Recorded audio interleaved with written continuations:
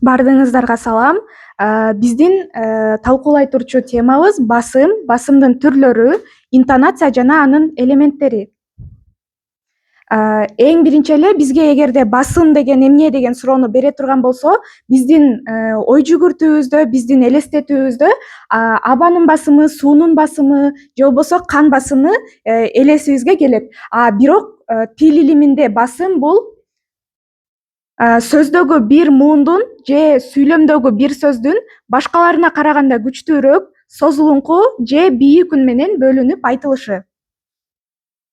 Басымдын сөз ичинде алган орду бардык тилдерде бирдей болбойт.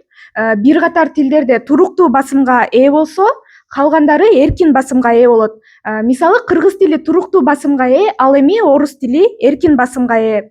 Ага мисал келтире турган болсок, выборы, молочный, зима. Башкача айтканда, бул жакта басым биринчи муунда дагы жана сөздүн ортосунда дагы жана акыркы муунунда дагы келиши толук мүмкүн экен. Андан кийин Кыргыз тилинде басым, сөздүк басым, фразалык басым, синтагмалык басым деп бөлүнөт. Сөздүк басым фонетиканын чегинде каралат, ал эми фразалык менен синтагмалык басым сөз айкашында, сүйлөмдө болгондуктан синтаксистин изилдөө объектисине кирет. Андан кийин биринчиси бул сөздүк басым. Сөзгө түшкөн басым айтылышына карай биринчиси күчтүк же динамикалык басым, ал эми экинчиси музыкалык же мелодиялык басым, үчүнчүсү бул сандык басым деп үчкө бөлүнөт. Биринчиси сөздүн бир мууну башка муундарынан бөлүнүп, айрыкча күчтүү эпкин менен айтылат. Бул күчтүк же болбосо динамикалык басым деп аталат. Мисал келтире кетсек, достук, ынтымак. Бул жакта белгилүү бир муун башка муундарга караганда басым көбүрөөк жасалып жатканын көрсөк болот. Ал эми экинчиси, эгерде сөздүн басымдуу мууну анын башка муундарынан тондун өзгөрүшү менен өзгөчөлөнсө, бул музыкалык басым болот. Башкача айтканда, бул азыркы Кытай тилдери, Корей тилдери жана Япон тилдерин мисалга алсак болот. Үчүнчүсү, сандык басымда басым түшкөн муундагы үндүү башка үндүүлөрдөн созулуп айтылышы менен айырмаланат. Мисалы, алча, бакча. Кийин кыргыз тилиндеги басым күчтүк сандык басым болуп саналат. Тагыраак айтканда, мында басым түшкөн муун башка муунга караганда үндүн күчү, үндүн узактыгы менен айырмаланат. Түрк тилдеринде басым негизинен сөздүн акыркы муунуна түшөт. Мисалы, наристе, шырдак. Улам уңгуга жаңы мүчө уланган сайын басымдагы артка жылып турат. Мисалы, жылкы, жылкычы, жылкычылар, жылкычылардын. Бирок ал учурда дайыма эле акыркы муунунда келе бербейт экен. Башкача айтканда, төмөнкү учурларда басым акыркы муунга түшпөйт. Бул кайсы учурларда түшпөйт? Жак мүчөлөр катышкан сөздөрдө. Мисалы, жасаймын, жазабыз жана башка сөздөр. Эсептик сандарды санаганда 6, 7, 8 бул жакта дагы акыркы муунга түшпөй эле. Сурама ата тоочтордун суроолорунда кайсы, кандай, күчөтмө сына тоочтордо сапсары, аппак. Андан кийинкиси бул Б деген суроо уландысы келсе, бардыбы, келдиби деген суроолордо дагы акыркы муунга түшпөйт. Башка тилден кирген сөздөрдө басым ошол өзүнүн формасында эле сакталып калат. Мисалы, алгебра, финансы, газеталар жана башка сөздөр. Экинчи басым бул фразалык басым. Сүйлөм ичиндеги негизги сөздөрдү, фразаларды айтканда ой айкын берилгендей кылып, айрыкча бөлүп айтуу керек. Эгер басым кереги жок сөзгө түшүп калса, ал ойдун мааниси жок болуп калат. Мисалы, биз тил майрамын өткөрдүк. Бул жерде башка бирөөлөр эмес, биз тил майрамын өткөрдүк. Башка майрамды эмес, тил майрамын. Биз тил майрамын өткөрдүк. Өткөрбөй койбодук, өткөрдүк.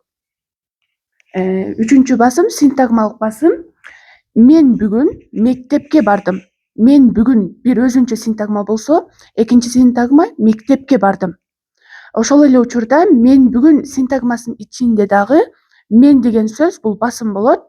Фразалык басым бүт сүйлөмдө бир негизги сөз болсо, синтагмалык басым ар бир бөлүктө өзүнчө басым болот.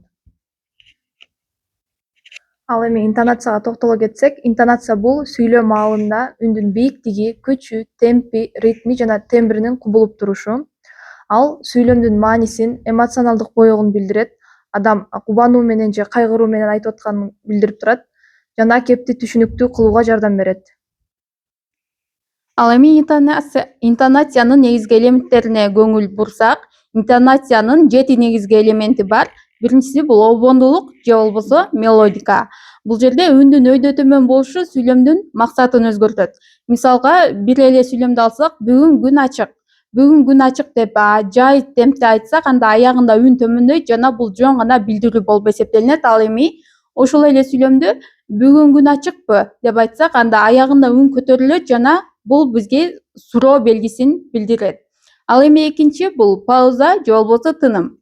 Тынымды кайсы жерге койгонубузга карап маани кескин өзгөрөт. Мисалы, атууга болбойт, кечирилсин. Күнөөсү жок экенин билдирет. Ал эми ошол эле сүйлөмдү атууга болбойт, кечирилсин деп бул жерде басымы жок айтып койсок, анда бул жөн гана мааниси жок сүйлөм болуп калат. Үчүнчүсү бул логикалык басым. Сүйлөмдөгү кайсы сөздү күчтүүрөөк айтсак, негизги басым ошого түшөт. Мисалы, мен эртең келем. Мен эртең келем башка бирөө эмес, так мен келеримди билдирет. Ал эми мен эртең келем деп айтсак, анда менин бүгүн эмес же башка күн эмес, так даана эртең келеримди билдирип турат. Төртүнчү бул темп же болбосо ылдамдык. Айтылып жаткан маалыматтын маанилүүлүгүн же сезимди билдирет. Тез темп менен айтсак, мисалы, тезирээк автобус келип калат десек, анда биздин шашып атканыбызды, ошол эле учурда толкунданып турганыбызды билдирет. Ал эми жай темп менен бул абдан маанилүү чечим деп айтсак, анда бул бизди ойлонууну жана олуттуулукту билдирет. Бешинчиси бул кубаттуулук, үндүн күчү. Катуу айтканда, токто. Бул бизге буйрукту же болбосо эскертүүнү билдирет. Ал эми акырын айтсак, ал азыр уктап жатат. Бул жерде бизге сактык же болбосо жумшактык билинип турат. Алтынчысы бул тембр, үндүн боёгу. Бир эле сөздү ар кандай сезим менен айтуу. Мисалга, Азамат деген эле сөздү алып көрсөк, ой Азаматсың деп адамды мактап, сүйүнүч менен айтсак болот. Жана ошондой эле ушул эле сөздү кекетүү менен айтсак, мисалы, ой Азамат десек, анда биз аны жактырбаганыбызды билдирип, аны шылдыңдагандай мааниде да айтсак болот. Ал эми жетинчи бул ыргак, ритм. Өзгөчө ыр саптарында жана чечендик сөздөрдө байкалат. Мисалы, ак калпак кийген кыргызым, асмандагы жылдызым. Бул жерде басым кыргызым жана жылдызым деген эки сөзгө келип, бизге ыргактыкты билдирип турат. Муундардын бирдей кайталанышы музыкалуулукту түзөт. Эми бирге оюн ойнойлу. Чын элеби деген сөздү ар кандай эмоция менен айтып көрөлү. Биринчи кайгылуу менен Мирайда.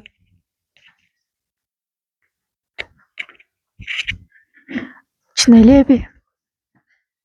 Чын элеби? Таң калуу менен Чын элеби? кубануу менен Айсалкын. Чын элеби? Кылыктануу менен Сезим. Чын элеби? Жинденүү менен Сезим. Чын элеби?